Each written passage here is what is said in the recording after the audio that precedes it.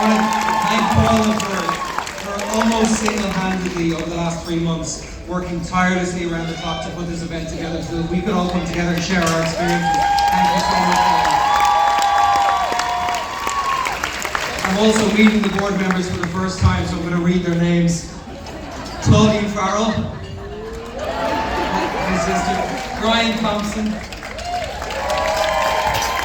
Debbie Bugliardo, Alexander Miles, Sam Mayhew,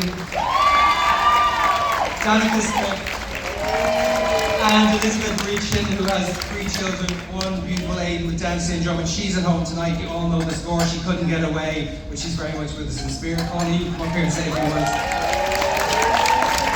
I want to thank all of our board, obviously, who bring such an amazing skill set to the table, and everyone has these unique abilities, and we really hope we could put those to use and change the world. But first I want a huge thank you to the Shannon Rovers,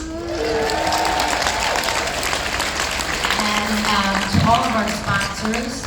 Tonight absolutely would not be possible without their support. So how about a big round of applause for our sponsors? Anyone else want to start throwing fists when they hear the pipes? We're going to start a night where there's a battle on all our hands. We're going to talk about, of course, what the battle is and how to fight in honour and in the name of all of our children who need great support. But yeah, the Shannon Rovers, what a way to kick it off. We bring it. I also want to thank our volunteers, and we had some amazing volunteers this year. I want to thank the whole team from Markland. Markland's an organization that's local here in Illinois, and they provide residential services, day programs, and special school for individuals with autism. And they reached out immediately, and they were like, we're bringing our whole executive team to volunteer for the event. So they've been amazing. And then dear friends of the cause, Barb and Paul Baldessari. We have had our family, nephews and cousins and all that all volunteering. But I want to do a special thank you because we had some very young people volunteering this evening, and their siblings or cousins or loved ones are just supporters of individuals with intellectual and developmental disabilities. And some of them are as young as 14, 15 years old, and they're truly the next generation that's going to just carry that message and mannerisms of inclusion and support. And if you see them tonight, just give them a hug because they worked so hard and they've just been amazing. And also just a big shout out to Jay Riley and David Shapiro and their law firm for doing extraordinary pro bono work for us over the last year while we've been trying to set up the foundation. Thanks guys, thank you so much. All right, I think Colin should sit down for a minute because he just did like a 3-hour meet and greet. And then you're gonna see all of our board up here at some point working tonight. I'm just gonna take a few minutes and bore you. It is my absolute honor to welcome you all here tonight. I'm so grateful, we are all so grateful that you're here, that you just, we put this event together very quickly, and to have this much support in the room.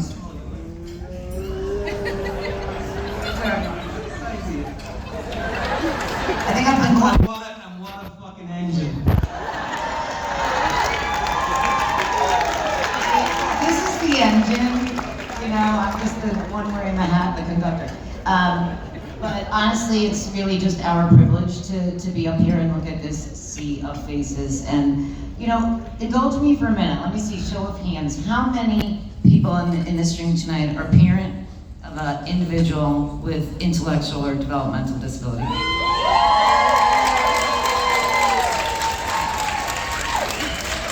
How many of you spend countless sleepless nights worrying about their future?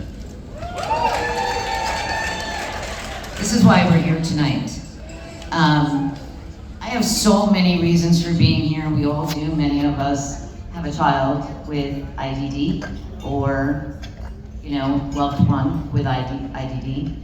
My child is 20, so she's starting that journey on adulthood. And I have a really good friend named Tracy. She has a daughter named, you might know her, and she's got a daughter named Chelsea. Chelsea's very much like my daughter. She has this enormous personality that would fill this room. She's a wise ass. She's headstrong. And she's hilarious.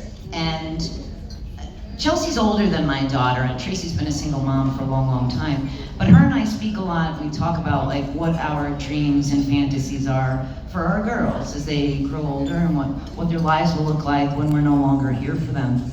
And back a couple of years ago that Tracy and I were having one of those conversations, Tracy's been looking for something for Chelsea for a long time now. Like I said, Tracy's gonna kill me that I forget how old Chelsea is, but she's past 30. And you know, Chelsea doesn't speak like my child.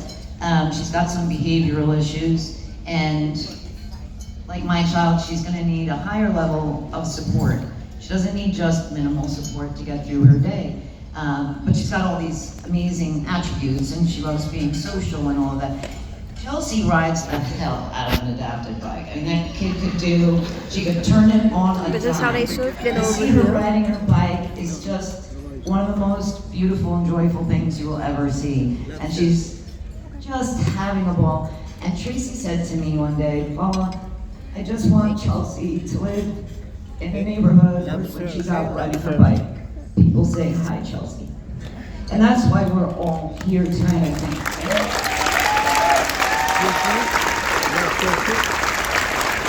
It's not enough for our children to be supported, to be able to live as independently as possible in the communities that they've grown up in or where they choose to live.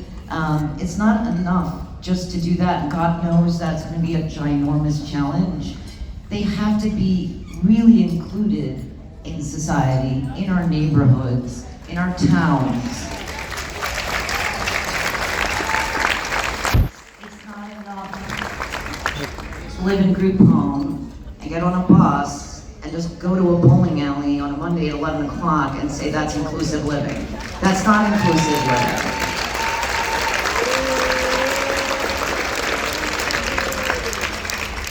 So that's what brought all of us here tonight. I don't want to speak for Colin, God knows no one speaks better than Colin, I want to speak for him, but that's kind of what brought us to this organization and Colin's vision. And then we're all here to support that vision.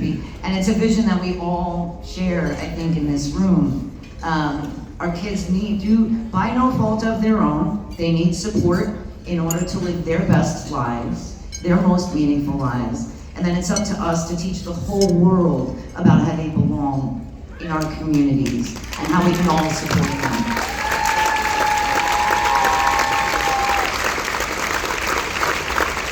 And what I love is, when you looked around the room when I said raise your hand if you have a child with an intellectual developmental disability, the people that didn't raise their hands are the ones that are advocating, the ones that are actually building communities and houses and day programs, yeah? Everybody in here is here for the same reason. And I know it feels like, I know as a special need parent, I have 2 children that have significant challenges, and it feels, and I think it's designed to make us feel that everything is a fight, and it's exhausting. And when we think about, when I think about a child like mine that literally needs assistance with everything she does from the minute she wakes up till the minute she goes back to bed at night, I think it's impossible to change things to make sure she has the support that she needs. And you feel so alone, and you're like, I'm not gonna be able to change this. Like I'm up against the most challenging behemoth, but what I want everyone to leave here with tonight is we're not alone. We're not doing this individually. And whether you're a parent or an organization or an advocate, we're all here together and we can get miraculous things done. We can. It might not be tonight, it might not be tomorrow, but we're gonna change the system. I promise you that.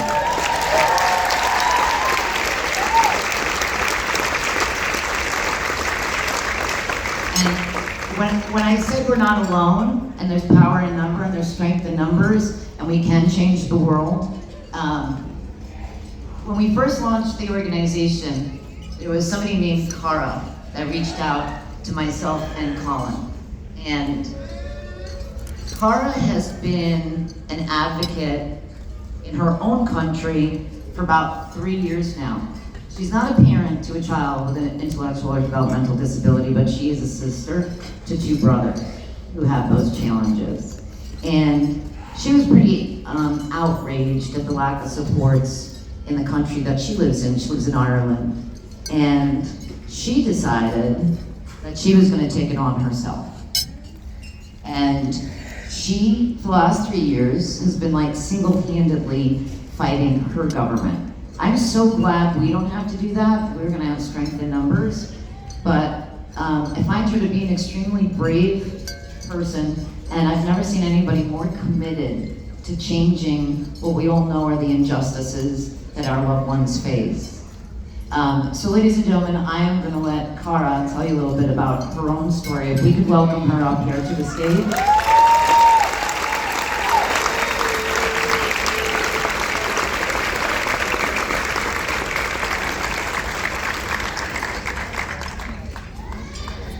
I forgot to mention, Cara's 14 years old.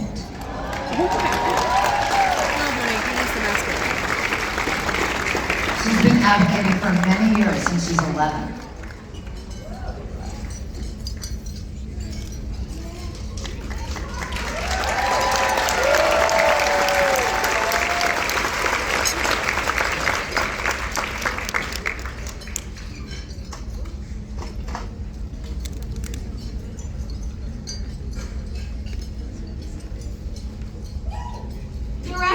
Of the Colin Froud Foundation, distinguished guests, ladies and gentlemen, and friends.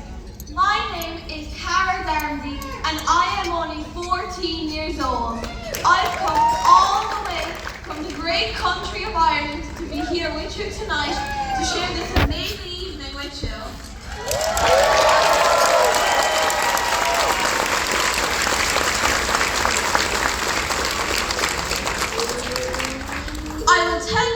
My fascinating story of determination and success in a moment. But first, I want to acknowledge the incredible work done to create this event by Colin, Paula, and every single member of the Colin Froud Foundation Board of Directors. Can you please stand and give them the loudest clap that you possibly can?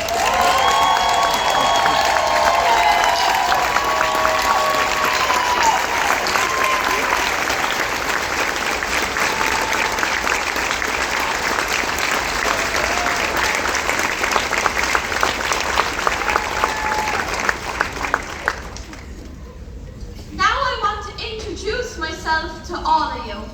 I come from a beautiful village in County Tipperary in Ireland.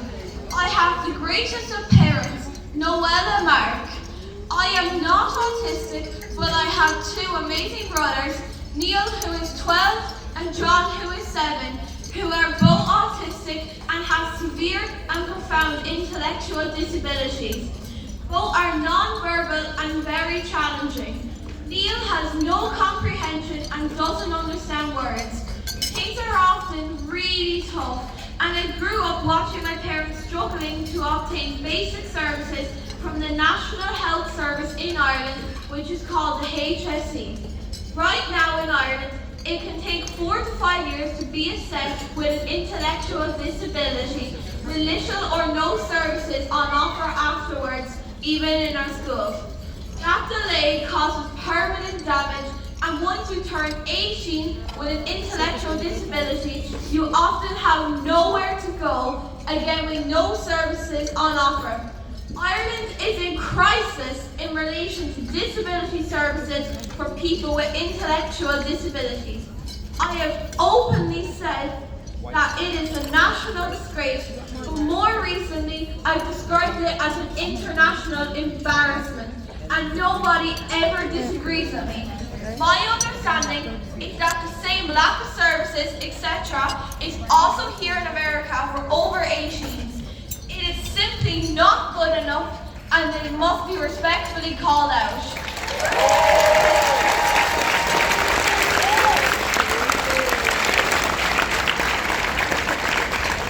Now I want to tell you what I've done about it in Ireland. I sat 2 national mathematics exams.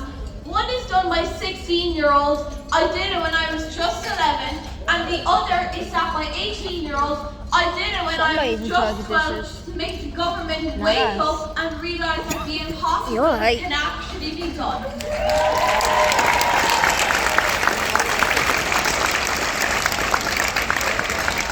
Overall, I did over 1,000 hours Wow, she of looks extra younger than study, 14. fueled by She looks around frustration Caitlin, too. and determination. I launched my fundraiser What do you a think she month looks like, before the queen or exam, princess? ended up meeting the What do you leader think? of our government to advocate about intellectual disability, and I raised €82,000 for our 2 local special schools.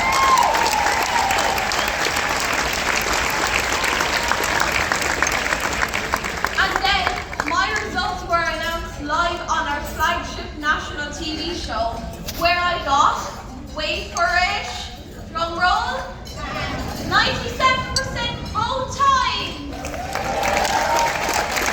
Thank you. I also went to our government in our capital city of Dublin to meet politicians and ministers over 75 times for meetings.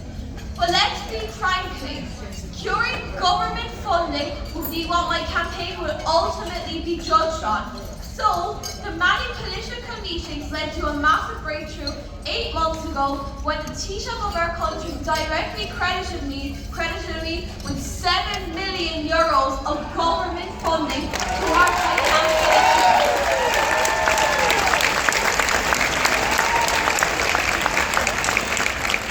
While I was still only 13 years old. Yes, you heard right. I was personally responsible for €7 million of government funding.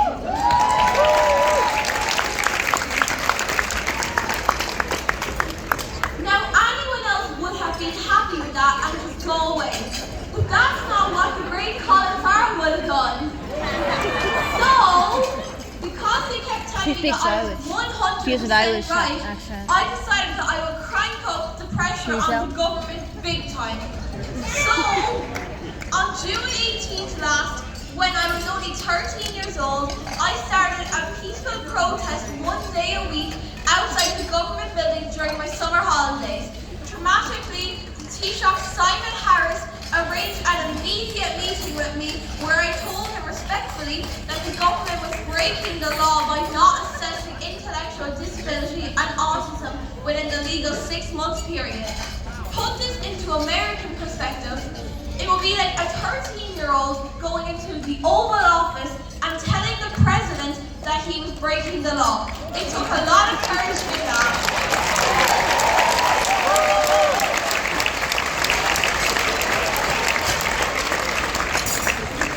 In my opinion, the secret of politicians is to stay laser focused on what you want them to do, never personally criticize them, never bring up other issues, and most importantly, seek support from all parties and politicians and remain apolitical.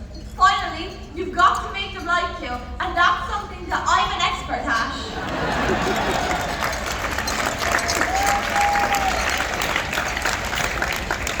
To summarize my weekly protest, I got up at 4 a.m. every Tuesday morning to travel to our capital city of Dublin to begin protesting at 7 a.m.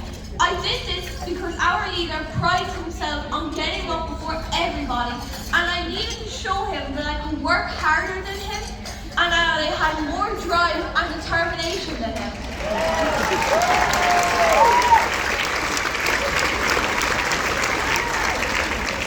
In Ireland, protesters can often be aggressive, and they certainly don't enjoy protesting. So, I decided to turn my protest into a happy circus, so that every week I'd have a new stunt. Either playing football, rugby or soccer, throwing darts, or even building Lego. A happy protest would always bring the general public on side. And just 2 weeks ago, I received a National Police Award for my campaign, which really sums up the positivity of what I did.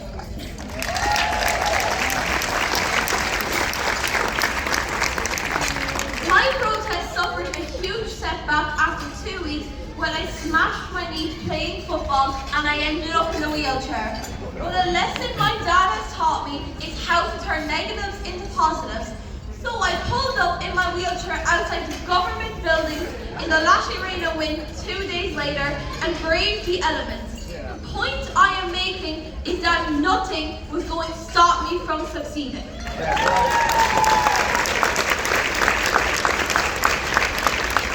So, you'll all be curious to know where does the story end. 1 month ago, I received written confirmation from the Taoiseach Simon Harris that a further allocation of government funding was being made to my cause, or as he calls it, the Harris Fund. How much did they allocate? Wait for it. Drum roll, please. 10 million euros.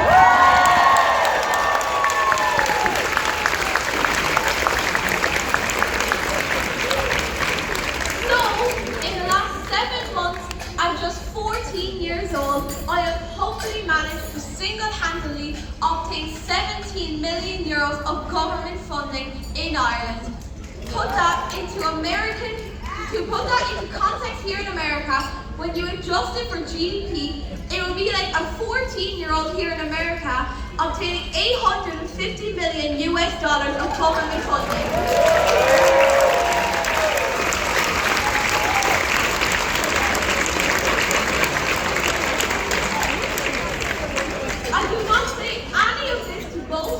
I say it to show you all what is possible with the right drive, determination, and most importantly, an absolute belief that you can succeed. But I have to tell you this joke. After we met Colin in Dublin a few weeks ago, I said to Dad, you're still the most good-looking man I know. You know what my dad said to me? Cara, we just met Colin Farrell. Could you please stop lying to me? My dad is actually here tonight. Stand up, Dad. Everyone give him a big round of applause. Stand up.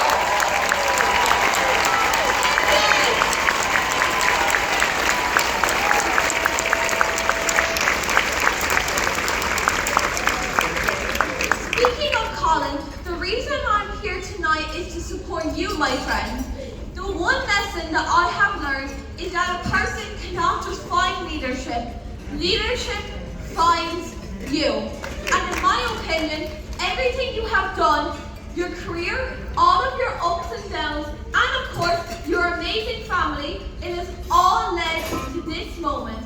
James is the inspiration for all of this, and I think I speak for everyone when I say that we are so proud of him and you. Well done, James.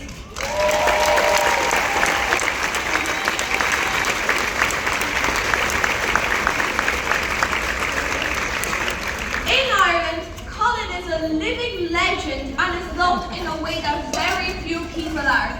He recently ran the Dublin Marathon with his great friend Emma Fogarty, all to raise massive. This is for my YouTube channel. Say hi. He actually pushed Emma. Tell them don't forget to like and subscribe. Which must have been beyond exhausting. What's your name? Jessica. I'm Kylie. What's your name again? Jessica. Jessica. Nice to meet you. I like your dress. Thank you. I like yours. It's very sparkly. I got it off of Shein. Wow. I bring a message from Ireland tonight. Colin, you are a class act and you are Ireland's favourite son. Our country is so proud of you and everything that you do to help others. Please, I'd like everyone to stand up and clap and show our appreciation for everything that you do. Well done, Colin.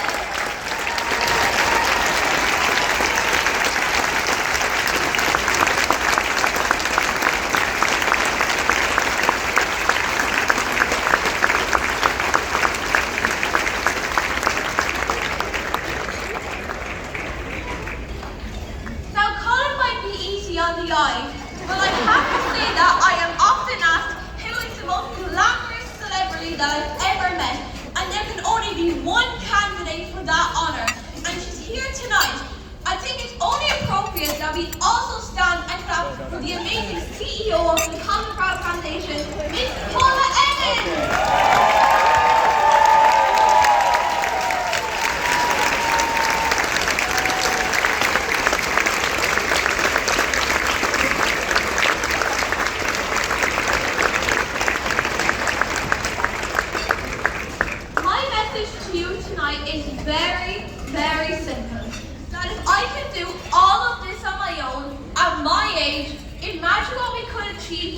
everyone comes together with only one ambition: to support the Colin Farrell Foundation in its station missions, goals, and objectives. I commend every single advocate out there, many of whom have battled hard for many, many years. I congratulate every one of you for coming here tonight. Your support for the foundation, financial and otherwise, will lead to amazing things happening in the future. I also commend every family that deals with intellectual disability disorders. But I truly believe that James, Ainsley, my brothers, and every single person with an intellectual disability disorder are the real heroes of this world. They face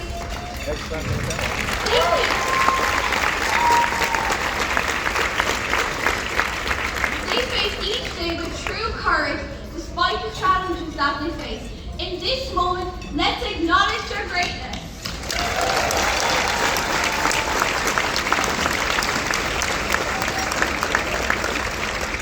I truly believe that the time has come for our community to unite behind this amazing foundation so that we can change this world for the better.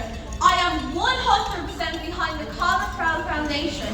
What are you now, eating? I'm going to leave you with some Irish, which is our native language. I don't want it. It's brought the South East America, agus tá brother around Americana. I'm not hungry right now. Translated, that means I love the United States of I'm America, not hungry. You and can't I am proud to say that I am an American tonight.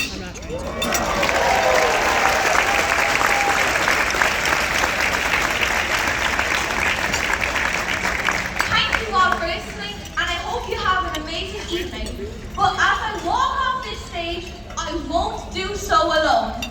I'd like either Paula or Colin or both of them to join me for a special presentation to receive a bronze bust of one of Ireland's national heroes, General Michael Collins.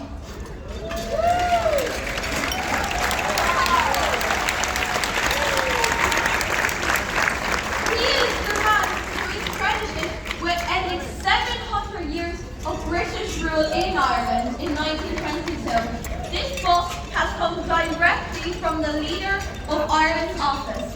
The Colin Farrell Foundation displays the same courage as General Michael Collins, so this is a perfect gift for the foundation. So if either Paula or Colin or both could please join me on stage. Thank you, everyone.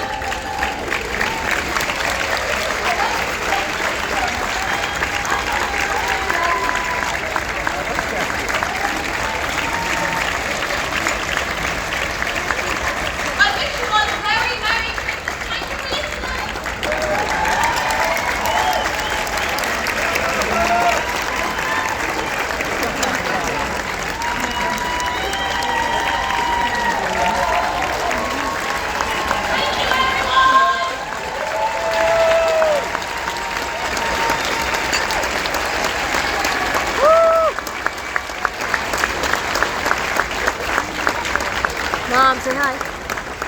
Okay. Tell them what kind of dinner tell them what kind of dinner that they have here. Tell them what kind of dinner this is. Not just the food. What? Tell them how they serve them here. Let's have a little fun now. I can't hear you. Does anyone have heads and tails ring? Who needs one? They what? Does anyone need one? Where's our volunteers? We need some volunteers for anyone that might need a ring. I don't want one. We're going to get some rings sold, and then we're going to bring up the very, very charismatic Mr. Jake Hamilton, the entertainment reporter for Fox News, and a dear friend of the cause, and he's going to get us started in a super fun game.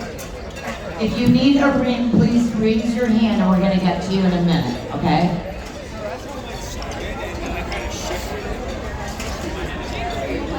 Hi. Hi, Kaylee. My name's Kylie. I'm 21. My birthday was in September. Ooh, a happy belated birthday. Do you know what happened to my snake? No, what happened? She said that she passed away. No, I know you said that. That's very sad. Do you know how big she was? She It was working. So Jess, the little computer is shifted. The prize for the heads and tails game is a gorgeous gift that was donated by Dolce & Gabbana. You know you want to play.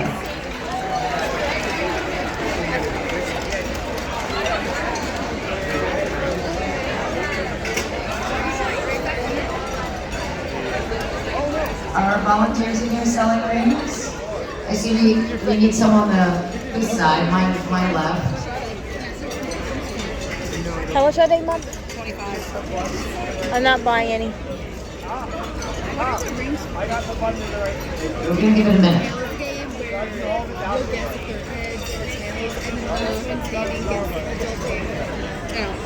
Do you have to like you donate and stuff to do the ring? So this is for my YouTube channel. Do you know how many I have? Do you know how many? Do you know how many subscribers I have right now? 428. That's so awesome. That's a lot, huh? Hey, Hi. What's your name? my name's Ariel. What's your name? Kylie. What a pretty Kylie. name. What a pretty You name. got a pretty name too. Do you like snakes? I am very scared of snakes. I'm a baby. Is that your favorite thing? They're my favorite reptiles. Oh, so you like lizards and stuff too? I like ball pythons. Ooh, awesome. Do you have any? No. My snake passed away. Aw. She was about this big, Yeah. and she was only like the size of a pencil. Oh my goodness. She was a little corn snake. Yeah, I might be able to handle that small of a snake, but I grew up in North Carolina. There were snakes everywhere. I didn't like them. I was scared. You're very brave. I had a couple of ball pythons. Ooh. Usually, if ball pythons, if you touch anyone near their head, they'll tuck it back because you know why? Because they don't like to be touched on the head. Really? But I had a ball python. His name was Pretzel. He would literally wrap around my wrist. That's a very creative name. I love that. And that's awesome. yeah, he would literally let you rub his head. Oh, I love that. Pretzel's a very creative name. Very fun. Are you gonna get another snake? I hope so. I'm asking for a ball python. Yeah, maybe one of these days you'll get one. I hope so. Hi again. How are you? How is the snakes? Mine passed away. It was a little corn snake. And what was the name? Pearl. P-E-R-I-L. She was about this big. Wow. So, what's the next one gonna be? I'm thinking of a ball python. I've had A python? Okay. my sister's afraid of snakes. So that's not very nice, isn't it? Snakes are cute, aren't they? Snakes are cute. They're very beautiful. I love them. I think they're beautiful. Yeah, they are, and they have cute little faces. Yeah. They look like little puppy dogs. We got cats, 9. 9 cats? Yes. Wow. I love cats. What else do you have? Look, there's one other one.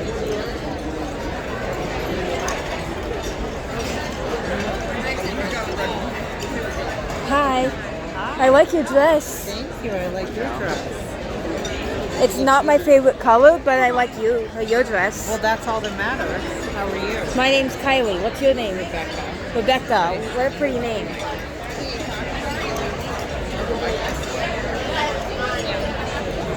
I was just giving some compliments. Try your food. I don't want. Don't let it go on. Just try it.